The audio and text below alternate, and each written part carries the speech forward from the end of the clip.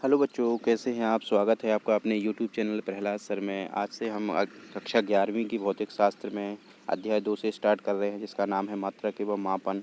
इसके objective type question देखते हैं जो कि पेपर में आने वाले हैं। चलिए यहाँ से देखते हैं महत्वपूर्ण बिंदु जो कि लिखे हैं कि वह राशि जिसका मापन किया जा सकता है उसे ही भौतिक राशि कहते हैं। ठीक है।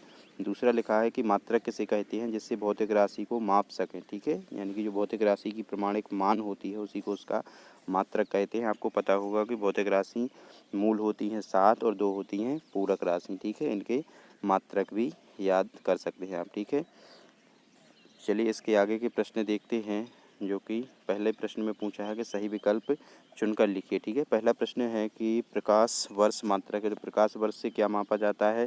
प्रकाश वर्ष से एक ग्रह से दूसरे ग्रहों तक की दूरी नापी जाती है, तो इसका राइट ऑप्शन क्या रहेगा, बी रहेगा। ठीक है, प्रकाश वर्ष की जो मात्रक है वो क्या है, दूरी। अभी तक जिन लोगों ने भी चैनल को सब्सक्राइब नहीं किया हो तो चैनल को सब्सक्राइब कर लें, जिससे इससे आगे वाला जो भी वीडियो हम अपलोड करेंगे तो आप तक पहुंच सके। चलिए अगला प्रश्न देखते हैं कि फर्मी मात्रक है, तो फर्मी किसका मात्रक होता है। फर्मी से लंबाई नापी जाती है। ठीक है, तो इसका ऑप्शन क्या रहेगा, डी रहेगा। ठीक है, लंबाई नापी जाती है फर्मी से। ठीक है, अगला है कि जी का विमेय सूत्र बताना है। ठीक है, गुरुत्वीय नियतांक होता है कैपिटल जी। ठीक है, तो इसका जो विमेय सूत्र है ये क्या रहेगा, ये रहेगा ऑप्शन ए वाला। ठीक है, m⁻⁻1 L3T-2। ठीक है, आप याद कर लेना इसको। चौथे प्रश्न में पूछा है कि समान विमाएँ हैं। ठीक है, तो समान विमाएँ किसकी हैं, तो यहाँ पर राइट ऑप्शन रहेगा दाब और प्रतिबल। ठीक है, इसकी विमाएँ कैसी होती हैं, समान होती हैं। अगला प्रश्न देखते हैं कि ऊर्जा का मात्रक नहीं है, यानी कि ऊर्जा के कोई 3 मात्रक हैं और एक नहीं है। तो पहला ही जो लिखा है वाट है, ये किसका मात्रक है, शक्ति का है, तो यही गलत है, बाकी ये सब है। ठीक है, तो आंसर सही कौन सा है, वाट ही ऊर्जा का मात्रक नहीं है। प्रश्न देखते हैं कि वस्तु के वेग v और समय t के मध्य निम्न संबंध है जो कि इसमें लिखा हुआ है। ए बी सी की आपको विमाएँ बताना है, तो ए की जगह पे लिखा है ए क्या है, उसका त्वरण होता है, और उसके साथ में डी लिखा हुआ है, तो इसकी जो विमाएँ बनेगी ये बनेगी आंसर जो बी लिखा है L/T-2। ठीक है, इस तरीके से टिक लगा देते हैं L/T-2 और L और लास्ट में क्या लिखा है टी, तो ये ए बी सी की सभी की विमाएँ हैं। सी जहाँ पर प्रकाश की चाल है जिसको टीप से दर्शा रहे हैं। ठीक है, चलिए अगले प्रश्न में पूछा है कि 4.12 लिखा है गुणे 10 के ऊपर 5 का कोटि मान बताना है। तो कोटि का मान निकालने के लिए 5 की घात यहाँ पर है, इस पर भी 1 की घात मान सकते हैं, गुणा में घात जुड़ जाती हैं, तो कोटि का मान हो जाएगा 6। चलिए 8वें प्रश्न में निम्न में से किस संख्या में 4 सार्थक अंक हैं, तो इसमें भी नहीं है। ठीक है, पहले में भी नहीं है, दूसरे में भी नहीं है, तीसरे प्रश्न में ठीक है जो सार्थक अंक हैं वो 4 हैं। ठीक है, क्योंकि जीरो काउंट नहीं किए जाते हैं। ठीक है, जो आगे होते हैं जीरो ये काउंट नहीं होते हैं, तो सार्थक अंक 4 किस में है, सी नंबर में।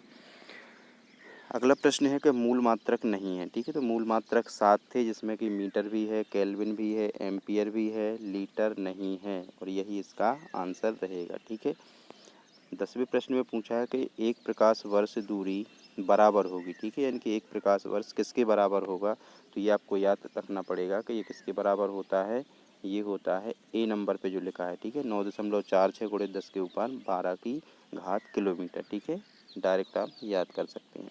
अगले प्रश्न में पूछा है कि एक सरल लोलक के प्रयोग में यदि लोलक की लंबाई अचानक बढ़ा दी जाए तो उसके आवर्तकाल में प्रतिशत वृद्धि कितनी होगी। ठीक है, तो अचानक उसकी अगर लंबाई बढ़ा देते हैं तो उसमें 1% की वृद्धि हो जाती है। ठीक है, 12वें प्रश्न में निम्न में से विमाहीन राशि क्या है, तो ठीक है इन सभी की विमाएँ होती हैं, लेकिन जो रेनॉल्ड नंबर होता है इसकी विमाएँ नहीं होती हैं। ठीक है, चलिए सेकंड प्रश्न देखते हैं जिसमें सही जोड़ियां मिलानी है, तो सही जोड़ियां मिला लेते हैं यहाँ पर कि प्रकाश वर्ष की विमा, तो प्रकाश वर्ष से दूरी नापी जाती है, तो दूरी किससे होती है, सिर्फ और सिर्फ जिसमें लेंथ लिखा हो, तो यहाँ पर सी नंबर में आपको सिर्फ एल दिख रहा है, बाकी सभी पर 0 की पावर है। आवृत्ति की विमा, आवृत्ति क्या होती है, प्रति सेकंड। ठीक है, सेकंड मतलब सिर्फ जिसमें टाइम लिखा हो, तो टाइम लिखा है सिर्फ नीचे वाले में। ठीक है, बाकी सब 0 है। कोणीय संवेग की विमा बराबर होगी, तो कोणीय संवेग की विमा किसके बराबर होगी, तीसरे का, ये रहेगी प्लांक नियतांक के बराबर होती है। ठीक है, विमा। आवेग की विमा बराबर होती है, तो आवेग की विमा किसके बराबर होती है, ये होती है संवेग की विमा के बराबर। कार्य की विमा जो कि लास्ट बचा हुआ है, कार्य की विमा जो विमीय सूत्र होता है ये लिखा हुआ है, याद कर लेना, कार्य का ml/t-2। चलिए जोड़ियों का खंड सेकंड देखते हैं, जिसमें लिखा हुआ है ML-1 T-2 विमीय सूत्र है। तो ये किसका है? ये है दाब का। ठीक है, आप इसको याद कर सकते हैं कि विमीय सूत्र जो दाब का होता है क्या होता है? ML-1 T-2। Newton metre square मात्रक है, तो न्यूटन मीटर स्क्वायर किसका मात्रक होता है? ये होता है बल का। ठीक है, न्यूटन मीटर स्क्वायर। ज्योति तीव्रता का मात्रक, ये तो मूल मात्रक है, तो पता होगा सबको कि ज्योति तीव्रता का मात्रक क्या होता है? कैंडेला होता है। संवेग का मात्रक क्या होता है? तो संवेग का मात्रक होता है न्यूटन सेकंड। ठीक है, न्यूटन सेकंड संवेग का मात्रक होता है। अंतिम बचा है क्या? दूरी का मात्रक। तो ये सबको पता होगा कि दूरी किस में नाप लेते हैं? अधिकतम दूरी प्रकाश वर्ष में नापी जाती है। चलिए सही जोड़ियों का खंड तीसरा भी देखते हैं। ये सभी प्रश्न मोस्ट IMP हैं जो कि परीक्षा में आ सकते हैं, तो सभी को आप जरूर याद करके जाएं। तीसरा खंड देखते हैं कि दाब या ताप परिवर्तन से होने वाली जो त्रुटि होती है, तो दाब या ताप यदि बढ़ घट जाता है तो इस प्रकार की त्रुटि को क्या बोलते हैं? इस प्रकार की त्रुटि को बोलते हैं बाह्य त्रुटि, क्योंकि ये किसी के हाथ में नहीं होती है। विकिरण द्वारा ऊष्मा हानि त्रुटि का प्रकार होता है। ठीक है, तो ये होती है कैसी? अपूर्णता की त्रुटि। ठीक है, यानी कि ये हो जाएगा D नंबर।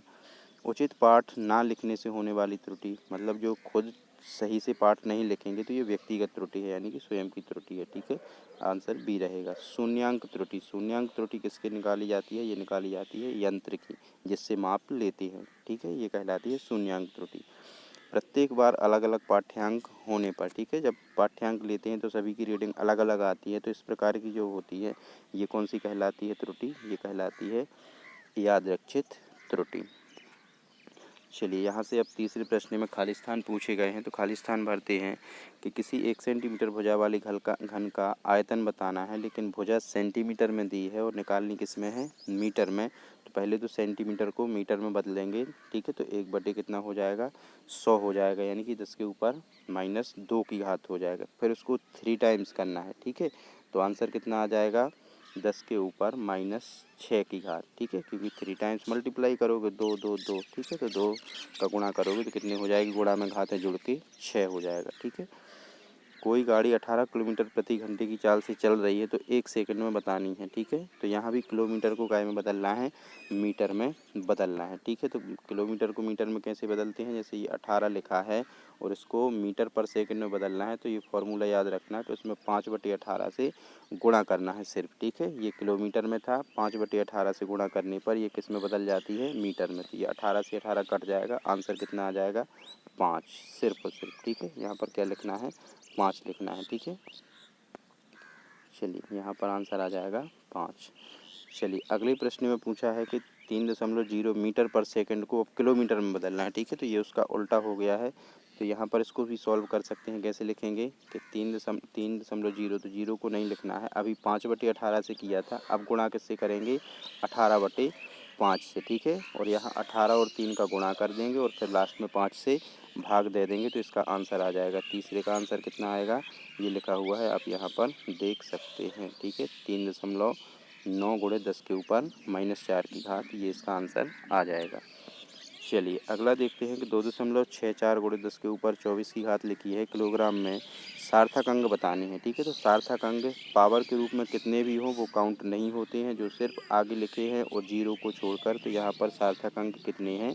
सिर्फ और सिर्फ 3 हैं। चलिए अगला प्रश्न है कि SI पद्धति में मूल मात्राओं की संख्या सबको पता होगी कि 7 होती है। ठीक है, 1 माइक्रोन बराबर कितना होता है? तो 1 माइक्रोन बराबर कितना होता है? आप याद रखना, 10 के ऊपर -6 की घात मीटर। ठीक है, मीटर इसमें लिखा ही हुआ है। 1 एंगस्ट्रॉम बराबर निकालना कि 1 एंगस्ट्रॉम बराबर कितना होता है? 1 एंगस्ट्रॉम बराबर कितना होता है? 10 के ऊपर -10 की घात होता है, ये मीटर में। यदि सेंटीमीटर में पूछा जाए तो 8 की घात आएगी यहाँ पर। ठीक है, मीटर और सेंटीमीटर ध्यान रखना। ठीक है, 1 एंगस्ट्रॉम बराबर यदि मीटर में पूछा जाए तो -10 की घात और सेंटीमीटर में पूछा जाए तो -8 की घात। पिछले साल क्वेश्चन आया था, उसमें -8 सेंटीमीटर में था। अगला प्रश्न है कि मापनकर्ता से होने वाली त्रुटि को कहते हैं। ठीक है, तो जो मापनकर्ता त्रुटि करता है तो वो कौन सी त्रुटि होती है?